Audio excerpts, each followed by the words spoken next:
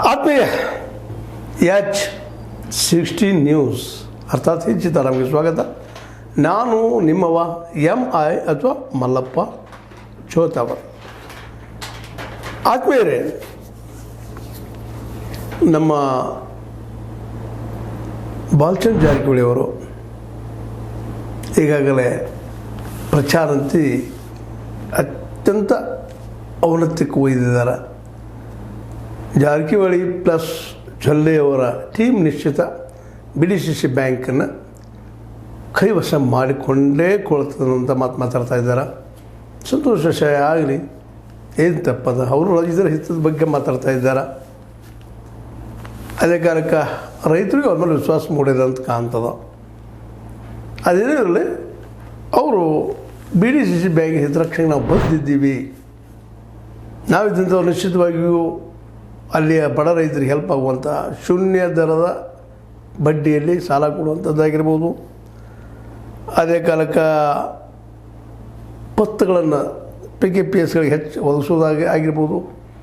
ಒಟ್ಟಾರೆಯಾಗಿ ಇಡೀ ರೈತ ಸಮುದಾಯ ಚೆನ್ನಾಗಿರುವಂಥ ವ್ಯವಸ್ಥೆ ತೊಗೊಂಬರ್ತೀವಿ, ನಾವು ಗೆದ್ದಿದ್ದೀವಿ ಅನ್ನುವಂಥದ್ದು 1-2-3 ಕಡೆ ಮಾತ್ರ ಆಗ್ಬೋದು. ಇಲ್ಲಂದ್ರೆ 16ರಲ್ಲಿ 12 ನಕ್ಕಿನ ಮೂವು ಅಂತ ಹೇಳ್ತಾ ಇದ್ದಾರೆ, ಪ್ರತಿಪಾದನೆ ಮಾಡ್ತಾ ಇದ್ದಾರೆ. ಭಾಳ ಸಂತೋಷ. ಆದರೆ ಇದೇ ಕಾಲಕ್ಕೆ ಹುಕ್ಕೇರಿಯಲ್ಲಿ ಸ್ವತಂತ್ರವಾದ ಮೀಡಿಯಾಗೆ ಬೇಕಾಗಿರುವುದು ಸ್ವತಂತ್ರ ಧ್ವನಿ. ಆ ಸ್ವತಂತ್ರ ಧ್ವನಿ ಉಳಿಸಲು ನೀವು ಮಾಡಬೇಕಾದದ್ದು ಇಷ್ಟೇ. ಅದೇನಪ್ಪಾ ಅಂತಂತಂದ್ರೆ, ನಿಮ್ಮ ಕೈಲಾದಷ್ಟು ಸಹಾಯ ಈ ಚಾನಲ್ಗೆ ಮಾಡಿ ಹಾಗೂ ನಿಮ್ಮ ಧ್ವನಿಯನ್ನು ಕಾಪಾಡಿಕೊಳ್ಳಿ.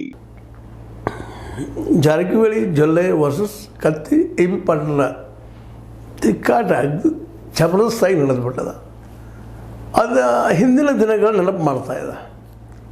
ಇದು ಎಲ್ಲೇ ಗುಂಡಾಗಿರಿಯ ಸಾಮ್ರಾಜ್ಯ ಆಗ್ತಾಯಿದ್ದಾನ ಚುನಾವಣೆ ಸಲುವಾಗಿ ಅನ್ನುವಂಥ ಭಾವನೆಗಳನ್ನು ಮೂಡಿಸ್ತಾ ಇದ್ದ. ಯಾಕಂದರೆ ಆ ರೀತಿಯ ಅಲ್ಲಿ ಎಲ್ಲ ನ್ಯೂಸ್ಗಳು ಬರ್ತಾಯಿದ್ದಾವೆ, ಸುದ್ದಿಗಳು ಬರ್ತಾಯಿದ್ದಾವೆ. ಜಾರಕಿಹೊಳಿ ಬೆಂಬಲಿಗರು ಕತ್ತಿಯವ್ರ ಬೆಂಬಲಿಗವ್ರ ಮೇಲೆ, ಕತ್ತಿ ಬೆಂಬಲಿಗರು ಜಾರಕಿಹೊಳಿ ಬೆಂಬಲಿಗರ ಮೇಲೆ, ಒಬ್ಬರ ಮೇಲೆ ಆರೋಪ ಪ್ರತ್ಯಾರೋಪಕ್ಕೆ ನಿಲ್ತಾ ಇಲ್ಲ, ಜಗಳಗಿಳಿತಾ ಇದೆ. ಅಲ್ಲಿ ಒಬ್ಬರೊಬ್ಬರು ಕಿತ್ತುಕೊಂಡೇ ಬಿಡ್ತೀವಿ ನಾವು ಅಧಿಕಾರ ಅನ್ನೋಷ್ಟು ಬಂದು ಹೇಳ್ತಾ ಇದ್ದಾರೆ.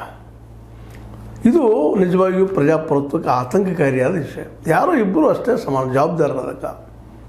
ಇವತ್ತು ಒಬ್ಬರೊಬ್ಬರು ಆರೋಪ ಮಾಡ್ತಾ ಇದ್ದಾರೆ. ಇವತ್ತು ಅಧಿಕಾರದ ಕೈಯಲ್ಲೇ ಸತೀಶ್ ಅವರು ಪೊಲೀಸ್ ವ್ಯವಸ್ಥೆಯನ್ನು ಅಲ್ಲೇ ಉಪಯೋಗ ಮಾಡ್ಕೊಂಡು ಬಂದಿಲ್ಲ ಅಂತಲ್ಲ, ಅಥವಾ ಪೊಲೀಸರು ಒಂದು ರೀತಿ ಎಲ್ಲರೂ ಬ್ಯಾಲೆನ್ಸ್ ಇಟ್ಕೊಂಡು ಹೋಗ್ತಾ ಇರ್ಬೋದು, ಅದು ಅಷ್ಟೇ ಸತ್ಯದ ಇಲ್ಲ ಅಂತಲ್ಲ. ಯಾಕಂದರೆ ಎಲ್ಲ ಪೊಲೀಸು ಅದು ನಮ್ಮ ಅಧಿಕಾರಶಾಹಿ ವರ್ಗ ಹೆಂಗೆ ಇರ್ತದಂದ್ರೆ, ಅಧಿಕಾರದಲ್ಲಿದ್ದವ್ರಿಗೆ ಹೆಲ್ಪ್ ಮಾಡೋದು, ಹಾಗಾದರೆ ವಿರೋಧ ಪಕ್ಷಗಳನ್ನು ದೂರ ಸರಿಸುವಾಗಿಲ್ಲ. ಒಂದು ಪಾಲಿಸಿ ಇರ್ತದೆ ಅವರು, ಅದು ಹೆಚ್ಚು ಅನುಕೂಲ ಮಾತ್ರ ಆಡಳಿತಾರೂಢ ಪಕ್ಷಕ್ಕೆ ಆಡಳಿತದಲ್ಲಿದ್ದವ್ರಿಗೆ ಹೆಲ್ಪ್ ಮಾಡುವಂಥ ನೇಚರ್ ಇರ್ತದೆ. ಈಗ BJP ಬಂತಂದ್ರೆ ಅವ್ರ ಪರ ಇರ್ತದೆ, ಇವತ್ತು ಕಾಂಗ್ರೆಸ್ ಅದ ಕಾಂಗ್ರೆಸ್ ಪರ ಇರ್ತದೆ. ಅದು ಕಣ್ಣಿಗೆ ಕಾಣುವಂಥ ಸತ್ಯನ, ಅದಕ್ಕೇನು ಭಾಳ ರಾಕೆಟ್ ಸೈನ್ಸ್ ಬೇಕಾಗಿಲ್ಲ.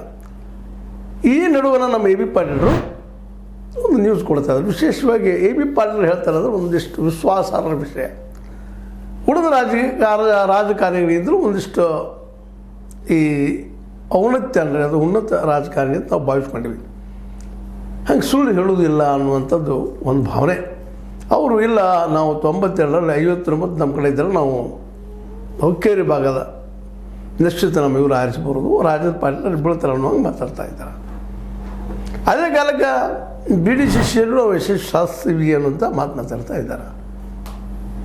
ಇವೆಲ್ಲ ಡೆವಲಪ್ಮೆಂಟ್ ನೋಡಿದಾಗ ಸಹಜವಾಗಿ ಹೌದಲ್ಲ, ಏನೋ ಒಂದು ನಡೆದಿಲ್ಲ, ಇವ್ರದ್ದು ಏನೋ ಖರೆ ಅದ. ಅದೇ ಕಾಲಕ್ಕೆ ನಮ್ಮ ಬಾಲಚಂದ್ರ ಜಾರಕಿಹೊಳಿ ಸುಳ್ಳು ಹೇಳ್ತಾ ಇದ್ದಾರಂತಲ್ಲ, ಅವರು ಇವತ್ತು ಒಬ್ಬ ಪ್ರಬುದ್ಧ ರಾಜಕಾರಣಿ ಆಗಿದ್ದಾರೆ. ಒಂದು ರೀತಿಯಿಂದ ನನ್ನ ಅಭಿಪ್ರಾಯದಲ್ಲ, ಸತೀಶ್ ಅವರಿಗಿಂತಲೂ ಹೆಚ್ಚಿಗೆ ತಾಳ್ಮೆ ವಹಿಸ್ಕೊಳ್ಳೋಂಥ, ಜವಾಬ್ದಾರಿ ವಹಿಸುವಂಥ ವ್ಯಕ್ತಿಯಾಗಿದ್ದಾರೆ. ಇತಿಹಾಸ ತಪ್ಪುಗಳನ್ನು ನಾವು ಇವತ್ತು ಅನಾಲಿಸಿಸ್ ನೆನಪಿಲ್ಲ ನಮಗೆ, ಆದರೆ ಇತಿಹಾಸ ಪಾಠನ ಕಲಿಸ್ತಿರ್ತದೆ, ತಿದ್ದುಕೊಂಡಿದ್ದಾರೆ ಅವರು ಅಂತ ಅನ್ನಿಸ್ತದೆ. ಇನ್ನು ಮುಂದಿನ ಭವಿಷ್ಯಕ್ಕೆ ಬಿಟ್ಟಂಥದ್ದು. ಹೀಗಾಗಿ ಈ ಇಬ್ಬರು AB ಪಾಟೀಲರು ಜೊತೆಗೆ ನಮ್ಮ ಬಾಲಚಂದ್ರ ಜಾರಕಿಹೊಳಿ ಅವರು ಇದೆಲ್ಲ ಮಾತಾಡಿದ್ರು. ಇನ್ನೊಂದು ಡೆವಲಪ್ಮೆಂಟ್ ಆಗ್ತಾಯಿದೆ. ಇಲ್ಲ ಏನಪ್ಪ ಅಂತಂದ್ರೆ, ಜಾರಕಿಹೊಳಿಯವರ ವಿರೋಧಿ ಗುಂಪ ದಿನಕ್ಕೆ ದೊಡ್ಡದಾಗ್ತಾ ಇದೆಯಾ ಅಂತ. ಯಾಕಂತಂದ್ರೆ ಇತ್ತೀಚೆಗೆ ರೀಸೆಂಟಾಗಿ ಗೋಕಾಕ್ ನಮ್ಮ ರಾಯಬಾಗದ VL ಪಾಟೀಲ್, ಬಸವರಾಜ ಪಾಟೀಲರ ಮಗ ಪ್ರತಾಪ್ ರಾವ್, ಅದು ಪ್ರತಾಪ್ ಸ್ವಾಮಿ ಅವರು ಬಂದಿದ್ದರು ಅಂಥೇಳಿ ಸುದ್ದಿಗಳಿದ್ದಾವೆ. ಬಂದು ಭೇಟಿಯಾಗಿ ಅದರಲ್ಲೂ ಜಾರಕಿಹೊಳಿ ರಮೇಶ್ ಜಾರಕಿಹೊಳಿಯವರ ಪ್ರಬಲ ವಿರೋಧಿ ನಮ್ಮ ಡಾಕ್ಟರ್ ಮಾಂತೇಶ್ ಕರಾಡಿ ಅವ್ರಿಗೆ ಭೇಟಿಯಾಗಿ ಒಂದು ನಾಳೆ ಕಾಂಗ್ರೆಸ್ ಟಿಕೆಟ್ ಕೊಡದೆ ಹೋದರೆ ನಾವು ಜೆ ಡಿ ಎಸ್ ಕೊಡ್ತೀವಿ ಅನ್ನುವಂಥ ಮಾತನ್ನು ಓಪನ್ ಆಗಿ ಬಂದು ಹೇಳಿ ಹೋಗಿದ್ದಾರೆ. ಇದೇನು ಅಂತಂದ್ರೆ ನಿಧಾನಕ್ಕೆ ರಾಯಬಾಗ್, ಹುಕ್ಕೇರಿ, ಗೋಕಾಕದ ಲೋಕಲ್ದ ಜಾರಕಿಹೊಳಿ ವಿರೋಧಿಗಳು ಆಗ್ತಾ ಇದ್ದಾರಾ, ಮುಂಬರೋ ದಿನದಲ್ಲೇ ಗೋಕಾಕ್ ಪೊಲಿಟಿಕ್ಸ್ ಏನೋ ಚೇಂಜ್ ಆಗ್ಬೋದಾ ಅಂತ ಇವತ್ತಿನ ಚರ್ಚೆ ಮಾಡಲೇಬೇಕಾಗ್ಯದ.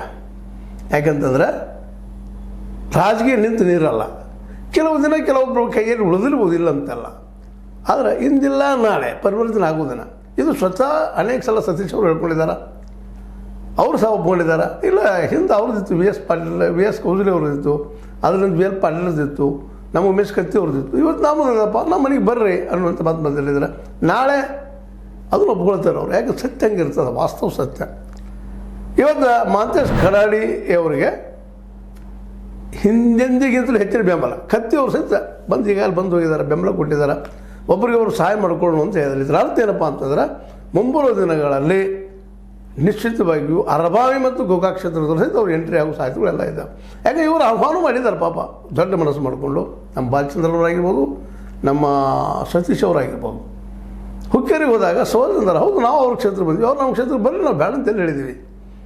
ಅದರಲ್ಲೂ ನಮ್ಮ ಬಾಲಚಂದ್ರ ಜಾರಕಿಹೊಳಿ ಅವರು ನಾವು ಅಲ್ಲಿ ಜನರಿಗೆ ನಾವು 70-75,000 ಮತಗಳಿಂದ ಆರಿಸಿ ಬರ್ತೀವಿ ಅಂತಂದ್ರೆ ಜನ ನಮ್ಮಲ್ಲಿ ವಿಶ್ವಾಸ ಇಟ್ಟಿದ್ದಾರೆ. ಅವರು ಬರಲಿ ಪಾಪ, ಅವರು ರಾಜಕೀಯ ಮಾಡಿಲ್ಲ. ಇದು ಪ್ರಜಾಪ್ರಭುತ್ವ ಡೆವಲಪ್ಮೆಂಟ್ ದೃಷ್ಟಿಯಿಂದ ಭಾಳ ಒಳ್ಳೆಯ ಡೆವಲಪ್ಮೆಂಟ್, ಒಳ್ಳೆಯ ವಿಚಾರ. ಈ ಡೆವಲಪ್ಮೆಂಟ್ ಆಗಿದ್ದರೆ ಇವತ್ತು ನಿಮ್ಮ ಜೊತೆಗೆ ಅದು ಹಂಚ್ಕೋಬೇಕಾಗಿದೆ. ಇದೆರಡು ಯಾರು ಗೆಲ್ತಾ ಯಾರಲ್ಲ, ಇ ಬಿ ಪಾಟೀಲರು ಯಾರ ಕಡೆ ಹೇಳ್ತಾರೆ ಅನ್ನೋದು ಮುಂದಿನದಲ್ಲಿ ಗೊತ್ತಾಗ್ತದೆ. ಇ ಬಿ ಪಾಟೀಲ್ ಸತ್ಯದಾರೋ, ಬಾಲಚಂದ್ರ ಜಾರಕಿಹೊಳಿ ಸತ್ಯದಾರೋ. ಯಾಕಂದರೆ ಇಬ್ಬರು ಒಂದು ಸ್ವಲ್ಪ ನಂಬಲರ್ಹವಾದಂಥ ಎರಡೂ ಕಡೆ ಈ ವ್ಯಕ್ತಿಗಳು ಇವರು ಹೇಳ್ಕೊಳ್ತಾ ಇದ್ದಾರೆ, ನಾವು DCC ಬ್ಯಾಂಕ್ ಗೆಲ್ತೀವಿ, ಅಲ್ಲಿ ಹುಕ್ಕೇರಿ ಈ ವಿದ್ಯುತ್ ಸಂಘದ ಅದನ್ನು ಗೆಲ್ತೀವಿ ಅನ್ನುವಂಥ ದೃಢ ವಿಶ್ವಾಸ. ಅದು ಗೆಲ್ಲಬಹುದೇನೋ ಅನ್ನುವಂಥ ಒಂದು ವಿಶ್ವಾಸ ಇತ್ತೀಚೆಗೆ ಮತ್ತೆ ಮೂಡಲಿಕ್ಕೆ. ನಾನು ನಿಮಗೊಂದು ಆರಂಭದಲ್ಲಿ ಹೇಳಿದ್ದೆ, ಈ ಒಂದು ದೃಷ್ಟಿ ಇಟ್ಕೊಂಡು ಏನಪ್ಪ ಅಂತಂದ್ರೆ ಹುಕ್ಕೇರಿಯ ವಿದ್ಯುತ್ ಸಂಘದ ಗೆಲುವು DCC ಬ್ಯಾಂಕಿನ ಗೆಲುವಿಗೆ ಹಾಗೆ ಆಗ್ತದನ ಅಂತೇಳಿ. ಅದು ಇವತ್ತು ಎ ಬಿ ಪಾಟೀಲ್ ಮಾತು ಕೇಳಿದಾಗ ಗೋಕಾಕದ ನಮ್ಮ ಹುಕ್ಕೇರಿಯ ಡೆವಲಪ್ಮೆಂಟ್ಗಳನ್ನು ಇತ್ತೀಚಿನ ಡೆವಲಪ್ಮೆಂಟ್ ನೋಡಿದಾಗ ನಿಧಾನಕ್ಕೆ 59 ಸೀಟುಗಳು ಕತ್ತಿ ಬೆಂಬಲಿಗರದ್ದು ಆಗಿದ್ದರಿಂದಾಗೆ, ಕತ್ತಿ ಅವ್ರದ್ದಾಗಿದ್ದರಿಂದಾಗೆ, ಎ ಬಿ ಪಾಟೀಲ್ ಅವ್ರದ್ದಾಗಿದ್ದರಿಂದಾಗೆ ಹುಕ್ಕೇರಿ ನಮ್ಮ ಕತ್ತಿಯವರು ಊರಿಗೆ ಬಿತ್ತು ಅನ್ನೋದು ಇಂದಿನ ಅಭಿಪ್ರಾಯ. ನಾಳೆ ಬದಲಾಗ್ಬೋದು, ಇದು ಶಾಶ್ವತ ಅಂತಲ್ಲ. ಯಾಕೆ ಒಂದಿನ ಅವರು ಒಂದಿನ ಇವರು ಏರಾಪೇರಿ ಆಗ್ತಾ ಇರ್ತಾರೆ. ಇದು ಸರ್ಕಾರ ರಂಗದಲ್ಲ. ಯಾಕಂದರೆ ಮತಗಳು ಕಡಿಮೆ ಜನ ಇರ್ತಾರೆ, ಅವ್ರನ್ನ ಕ್ಯಾಚಪ್ ಮಾಡ್ಕೊಳ್ಳೋದು ಭಾಳ ಸುಲಭ ಆಗ್ತದೆ. ಆ ದಿಶೆಯಲ್ಲೇ ಆಗ್ಬೋದಾ ಅಂತ ಅನಿಸಿದ್ರು, ಅಂದ್ಕೊಂಡ್ರಷ್ಟು ಅದು ಸುಲಭ ಇಲ್ಲ. ಯಾಕಂದರೆ ಇವತ್ತು ಮೀಡಿಯಾ ಭಾಳ ಜಾಗೃತಿ ಆಗಿಬಿಟ್ಟದ. ಅದರಲ್ಲೂ ಈ ರಾಯಬಾಗ್, ಹುಕ್ಕೇರಿ, ಗೋಕಾಕ್ ಮತ್ತು ನಮ್ಮ ಅರಭಾವಿ ಅದು ಮೂಡಲಗಿ ಕ್ಷೇತ್ರಗಳು ಇವತ್ತು ತೆಗೆದು ಸೂಕ್ಷ್ಮವಾಗಿದ್ದಾರೆ. ಇಲ್ಲಿಯ ರಾಜಕಾರಣಿಗಳು ಭಾಳ ಪ್ರಬಲರಾಗಿದ್ದಾರೆ. ಆರ್ಥಿಕವಾಗಿ ಆಯಿತು, ಮತ್ತೆ ದೃಷ್ಟಿಯಿಂದ ಆಯಿತು, ಎಲ್ಲ ದೃಷ್ಟಿಯಿಂದ ಹಣಬಲ, ತೋಳ್ಬಲ, ಭುಜಬಲ ಅಂತ ನಾವು ಕರಿತೀವಿ, ಎಲ್ಲ ದೃಷ್ಟಿಯಿಂದ ಬಲಿಷ್ಠಿದ್ದಾರೆ. ಚಿಕ್ಕೋಡಿಯಿಂದ ಜೊಲ್ಲೆಯವರಾಯ್ತು, ಇವು ಅತ್ಯಂತ ಸೂಕ್ಷ್ಮ ಪ್ರದೇಶರೋದ್ರಿಂದಾಗೆ ಇಲ್ಲಿ ಯಾರು ಪ್ರಬಲರಾಗ್ತಾರೋ ಅವರು ಜಿಲ್ಲೆ ಮೇಲೆ ಕಮಾಂಡ್ ಆಗ್ತಾರೋ ಅಂತೇಳಿ, DCC ಬ್ಯಾಂಕ್ಗಳು ಕಮಾಂಡ್ ಆಗ್ತಾರೋ ಅನ್ನೋದು ಒಂದು ಈಗಿನ ಡೆವಲಪ್ಮೆಂಟ್. ಈ ನಡು ಹೇಳಿದ್ವಿ ನಿಮಗಾದ ಆಲ್ರೆಡಿ. ಇಲ್ಲಿವರೆಗೆ ಅನಿಸಿತ್ತು 12 ಆಗ್ಬೋದು ಇರೋದು ಅಂತೇಳಿ. 12 ಆಗುವ ಸಾಧ್ಯತೆಗಳು ಬಾಲಚಂದ್ರ ಅವರು ಸಾಧ್ಯನಾ ಅನ್ನುವಂಥ ಮತ್ತು ದೊಡ್ಡ ಪ್ರಶ್ನಾರ ಒಂದು ಹುಡ್ಕೊಂಡದ.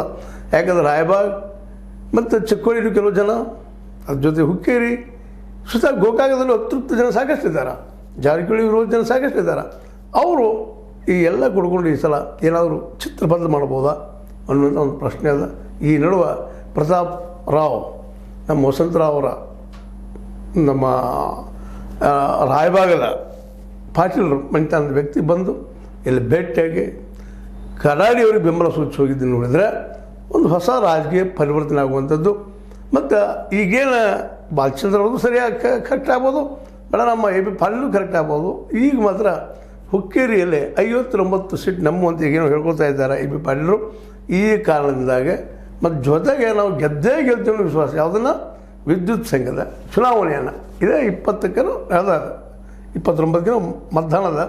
ಇದರಲ್ಲಿ ಸೆಪ್ಟೆಂಬರ್ 29ಕ್ಕೆ ಏನಾದರೂ ನಮ್ಮ ಎ ಬಿ ಪಾಟೀಲ್ ಅಂದಿದ್ದು ನಿಜ ಆದರೆ ನಿಶ್ಚಿತವಾಗಿಯೂ ಮುಂಬರುವ ದಿನದಲ್ಲಿ DCC ಬ್ಯಾಂಕ್ ಅದು ಸುಲಭವಾಗಿ ಜೊಲ್ಲೆ ಮತ್ತು ಜಾರಕಿಹೊಳಿ ಅವರ ಕೈಗೆ ಹೋಗಲಿಕ್ಕಿಲ್ಲ ಅನ್ನುವಂಥದ್ದು. ಯಾಕಂದ್ರೆ ಇಲ್ಲಿವರೆಗೆ ನಮ್ಮ ಲಕ್ಷ್ಮೀಬಾಯಿ ಹೆಬ್ಬಾಳ್ಕರ್ ಬಗ್ಗೆ ವಿಶ್ವಾಸ ಇತ್ತು, ಅವ್ರಿಗೆ ಅಡ್ಜಸ್ಟ್ ಆಗಿಬಿಟ್ಟಿದ್ದಾರೆ ಅಂತ ಸುದ್ದಿಗಳಿದ್ದಾವೆ. ಆದರೂ ರಾಜಕೀಯದಲ್ಲೇ ಇವತ್ತಿನ ಮಿತ್ರ ನಾಳೆಗೆ ಶತ್ರು, ರಾಜಕೀಯ ಲಾಭಕ್ಕಾಗಿ ಗೆಲ್ತಬೇಕಾದ್ರೆ ಹೊರಡ್ಬೋದು ಅಂತ ಅನ್ನುವಂಥ ಒಂದು ಮಾತಿಟ್ಕೊಂಡು ಈಗಂತೂ ಇದ್ದ ಸ್ಥಿತಿ ನಿಮ್ಮ ಜೊತೆ ಹಂಚ್ಕೊಂಡಿದ್ದೀನಿ. ಇದು ಯಾವ್ಯಾವ ಮಟ್ಟಕ್ಕೆ ಹೋಗ್ಬೋದು, ಏನು ಹೋಗ್ಬೋದು ಅನ್ನೋದು ಅಷ್ಟ ಮುಖ್ಯ ಅದ. ಜೊತೆಗೆ ಗೋಕಾಕನು ಈ ನಮ್ಮ ಪ್ರತಾಪರಾವ್ ಅವ್ರು ಬಂದಿದ್ದಾಗಿರ್ಬೋದು, ಇನ್ನೂರು ಡೆವಲಪ್ಮೆಂಟ್ ಆಗಿರ್ಬೋದು, ಕರಾಡೆ ಅವರು ಇನ್ನಷ್ಟು ತೀವ್ರವಾಗಿ ಮುಂದೆ ಹೋಗೋದಾಗಿರ್ಬೋದು, ಕತ್ತಿ ಮತ್ತು ಕರಾಡೆ ಅವರ ಭೇಟಿ ಒಂದು ಹೊಸ ಆಯಾಮವನ್ನು ಈ ಗೋಕಾಕ್ ತಾಲೂಕಿನ ರಾಜಕೀಯಕ್ಕೆ ಕೊಡ್ಬೋದೇನೋ, ನೋಡೋಣ ಅದನ್ನು ಏನಾಗ್ತದೆ ಡೆವಲಪ್ಮೆಂಟ್ ಅಂತ ಹೇಳ್ತಾ. ಇದು ನಿಮ್ಮ ಲೈಕ್ ಆಗಿರ್ಬೋದು, ಲೈಕ್ ಮಾಡಿ, ಶೇರ್ ಮಾಡಿ, ಕಮೆಂಟ್ ಮಾಡಿ, ಜೊತೆಗೆ ಸಬ್ಸ್ಕ್ರೈಬ್ ನಿಲ್ಲಿಸಬೇಡಿ. ಯಾರು 16 ನ್ಯೂಸ್ ಆಗ್ತದೆ, ಸಿತಾರಾಮಿದು ಸತ್ಯದ ಕೈಗಳಲ್ಲಿ ವಂದನೆಗಳು.